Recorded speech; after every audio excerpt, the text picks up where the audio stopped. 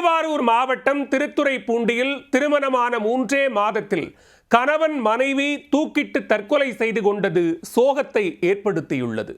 காதல் திருமணம் செய்தவர்கள் தற்கொலை செய்ய காரணம் என்ன? திருவாரூர் மாவட்டம் திருத்துறைப்பூண்டி அருகே ஆட்டூர் தோப்பு தெருவைச் சேர்ந்த சமரச பாண்டியனின் மகன் உதய பிரகாஷ்.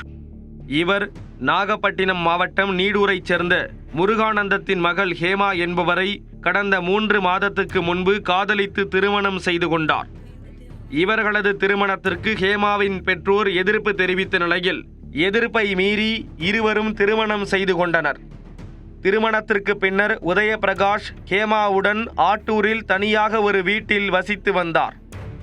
இந்த நிலையில் இன்று காலையில் ஹேமா அவரது வீட்டில் தூக்கிட்ட நிலையிலும் பிரகாஷ் வீட்டின் அருகில் உள்ள புளிய மரத்தில் தூக்கிட்ட நிலையிலும் பிணமாக தொங்கினர். இருவர் உயிரிழந்து கிடப்பதை அருகே இருந்தவர்கள் பார்த்து திருத்துறைப்பூண்டி போலீசாருக்கு தகவல் கொடுத்துள்ளனர்.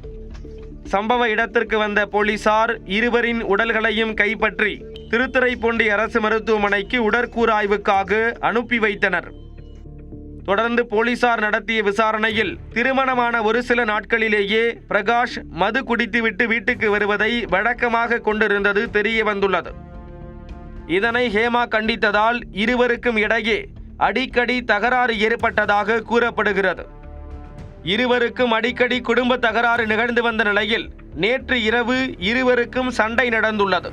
அதனைத் தொடர்ந்து ஹேமா வீட்டுக்குள் தூக்கிட்டு தற்கொலை செய்து கொண்ட நிலையில் இதை பார்த்த பிரகாஷ் வீட்டு வாசலில் உள்ள புளிய மரத்தில் தூக்கிட்டு இருப்பது போலீசாரின் முதற்கட்ட விசாரணையில் தெரிய வந்துள்ளது. 3 ஆண்டுகளாக உருக காதலித்தவர்கள் திருமண வாழ்க்கையில் 3 மாதங்களை கூட தாண்ட முடியவில்லை.